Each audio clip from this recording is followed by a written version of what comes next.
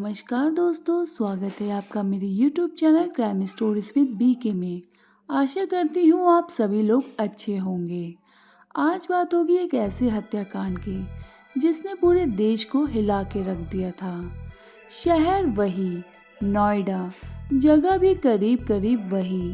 3 इलाका, पहले sector 31D5 Nithari कांड साल 2006, फिर सेक्टर 25 जलवायु विहार साल 2018 और अब सेक्टर 30 साल 2023, यानी 15 से 17 साल का लंबा वक्त। लेकिन इन तीनों इलाके और तीनों क्राइम में एक ही चीज कॉमन है, वो है एक ही गलती जो हर बार हुई।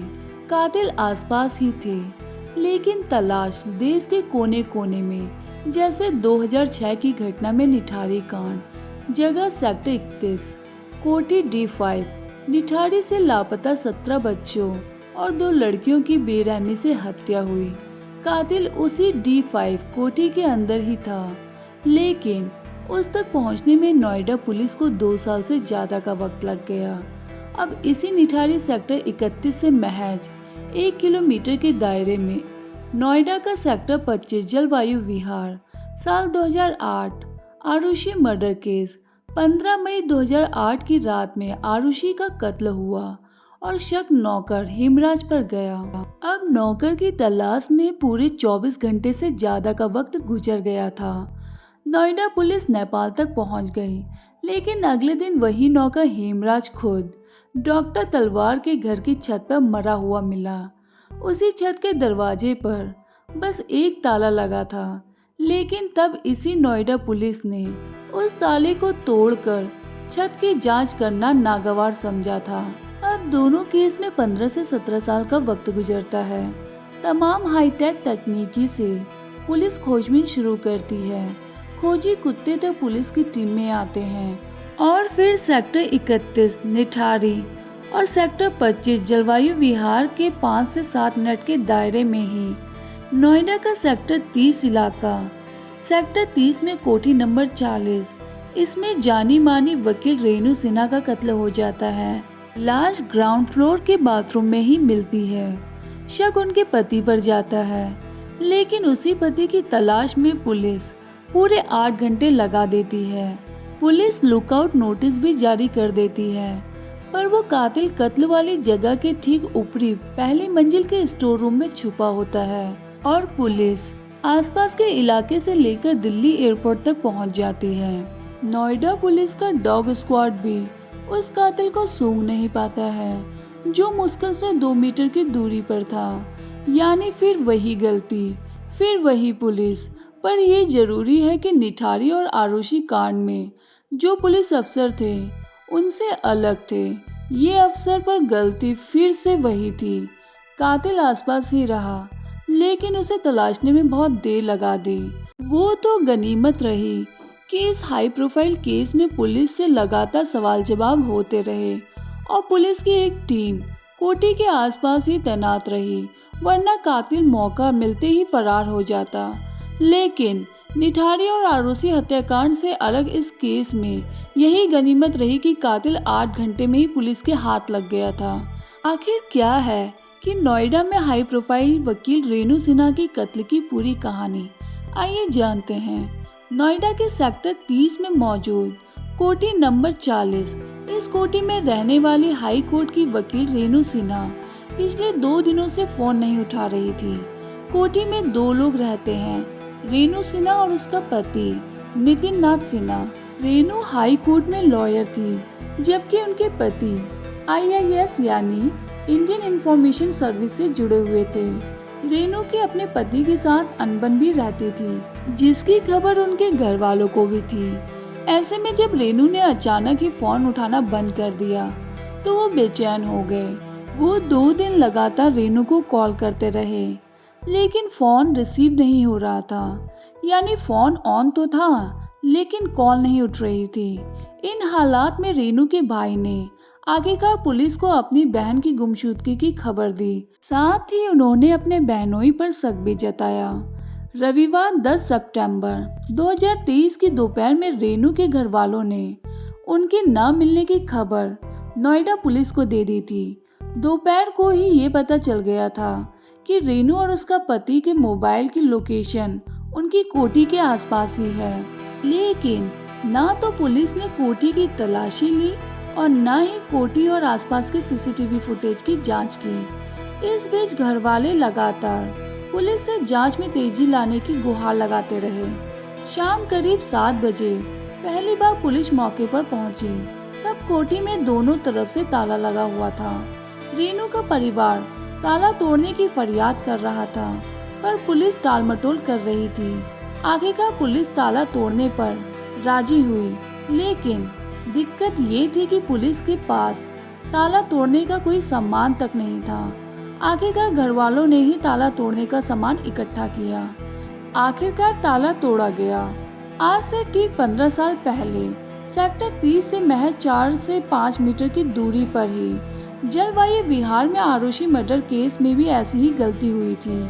आरुषि मर्डर में भी जिस पर कत्ल का शक हुआ, उसकी लाश छत पर ही थी और उस छत का ताला लगा हुआ था, लेकिन उस ताले की चाबी नहीं मिली तो उसे तोड़ा भी नहीं गया था। 15 साल बाद हुई घटना में तो घर वालों ने जिद की तो पुलिस ने 2 घंटे बाद जाकर आखिरकार ताला तोड़ दिया। जब ताला तोड़ा गया तो इसके बाद सामने जो मंजर था वो काफी डरावना था।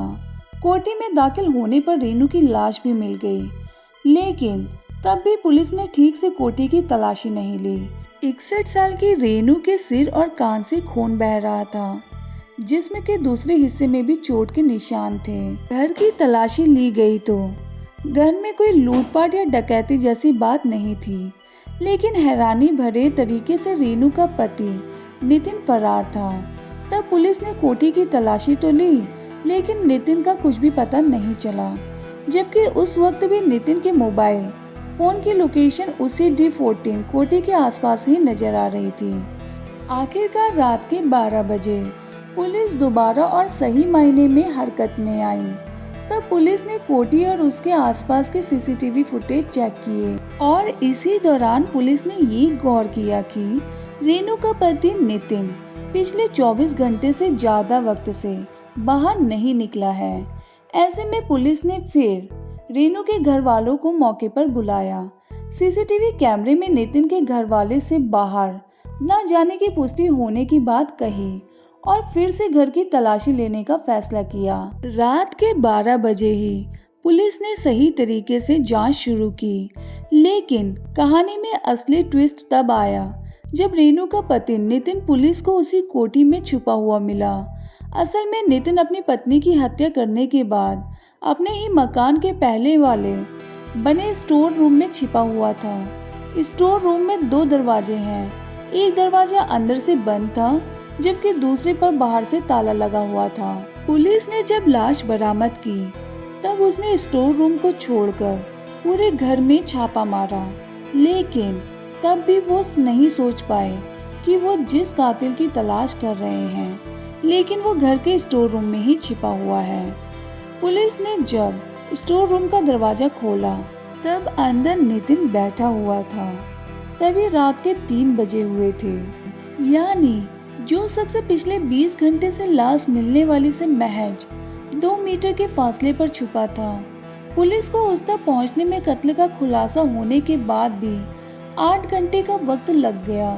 अगर सीसीटीवी फुटेज की जांच, कोठी की सही तरीके से तलाशी और यही सारे काम जो पुलिस आधी रात को कर रही थी, अगर वो दोपहर को कर लेती तो मामले की जांच और आगे बढ़ चुकी होती। कातिल पहले ही पकड़ा जा चुका होता।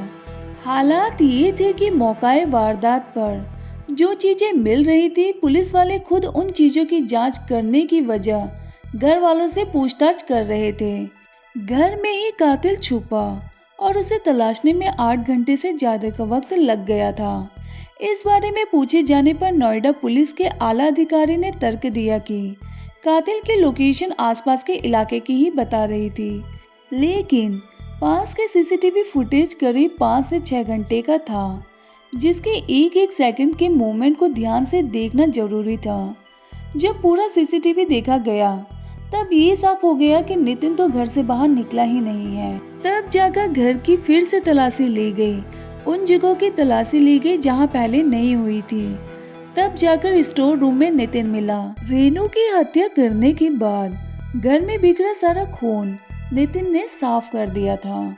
और तो और रेनू का लैपटॉप, उसकी गाड़ी, चाबी, ये सारी चीजें भी चार्जिंग में लगा दी थी, ताकि अगर कोई उन्हें देखे तो ये लगे कि रेनू शायद कहीं बाहर गई होगी। ऐसे में शक है कि रेनू का पति नितिन उसकी जान लेने के बाद उसकी लाश ठिकाने लगाने के लिए सही मौके का इंतजार कर रहा था।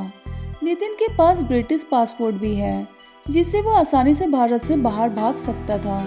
और सच्चाई तो यही है कि वो सही मौके की फिराक में था, लेकिन ऐसा नहीं कर पाया। रेनू के घर वालों ने मामले का खुलासा होते ही कत्ल का शक अपने दामाद यानी नितिन पर ठहराया था।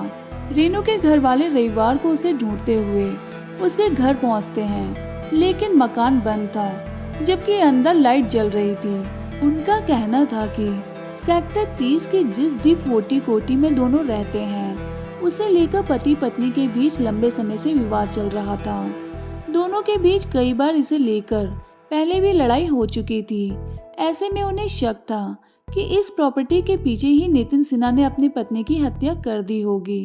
रेनू के घर वालों ने पुलिस को बताया कि जब उन्होंने पहली बार नितिन को फोन किया तो उसने खुद लोधी रोड में होने की बात कही, लेकिन इसके बाद उसका नंबर स्विच ऑफ बता रहा था। अब तक की जांच में पुलिस ने रेनू सिन्हा के कत्ल की वजह सेक्टर 30 की इस कोठी को बताया है। पुलिस का कहना है कि नितिन इस कोठी को बेचना चाहता था, जबकि रेनू इसके हक में नहीं थी। नितिन ने एक प्रॉपर्टी से बात कर 5 करोड़ 70 लाख रुपए में इस कोठी का सौदा तय कर दिया था। हैरानी की बात यह है कि कत्ल से महज 2 घंटे बाद पार्टी ये कोठी देखने भी आई थी। नितिन ने संभावित खरीदार को पूरी कोठी भी दिखाई थी, सिवाय उस बाथरूम के जहां उसकी बीवी की लाश पड़ी हुई थी। नितिन ने खरीदार को बताया था कि उसकी बीवी को कैंसर है, इसलिए बाथरूम की तरफ ना ही जाए तो ठीक है, क्योंकि इससे इन्फेक्शन का खतरा रहता है। पुलिस के मुताबिक कत्ल की शुरुआती वजह पति पत्नी के बीच लड़ाई को बताया गया है। पुलिस का कहना है कि मौत के तरीके की वजह पोस्टमार्टम रिपोर्ट आने पर ही साफ हो सकेगी, लेकिन शुरुआती छानबीन के मुताबिक 2 दिन पहले रेनू और उसके पति नितिन के बीच प्रॉपर्टी को लेकर विवाद हुआ था, जिसके बाद रविवार को गुस्से में नितिन ने पहले तकिए से मुंह दबाकर रेनू की सांस रोकने की कोशिश की और फिर उसके बाद उसका सिर दीवार पे दे मारा, जिससे उसके सिर पर काफी चोट आई। नितिन इसके बाद रेनू को घसीटकर बाथरूम तक ले आया, जहां वो तड़पती रही। उसके सिर से खून बहता रहा और आखिरकार उसकी जान चली गई। पुलिस ने जब बाथरूम की जांच की तो बाथरूम के पास सिगरेट की राख भी पड़ी हुई मिली। नितिन को सिगरेट पीने की बहुत ज्यादा लत है। ऐसे में पुलिस को शक है कि अपनी बीवी की जान लेने के बाद नितिन ने पहले लाश के पास बैठकर सिगरेट पी और फिर बचने के लिए खुद को स्टोर रूम में बंद कर लिया। फिलहाल पुलिस ने नितिन को गिरफ्तार कर लिया है। तो दोस्तों, ये रही आज की दिल दहला देने वाली कहानी। इस कहानी के बारे में आपकी क्या राय है, हमें कमेंट सेक्शन में कमेंट करके जरूर बताएं। अगर वीडियो अच्छी लगी हो तो वीडियो को लाइक करें, चैनल को सब्सक्राइब करें और इसे अपने फैमिली मेंबर और फ्रेंड्स के साथ शेयर करना ना भूलें। Thank you for watching.